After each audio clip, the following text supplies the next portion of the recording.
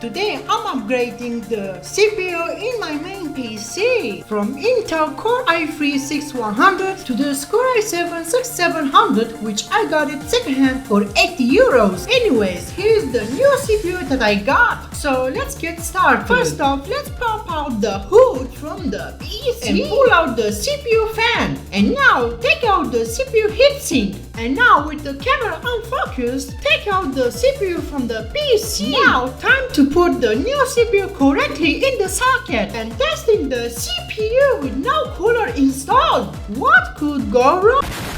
Just kidding, the PC works, lol. After I dusted out and fitted the cooler back, the PC works nicely with the new CPU.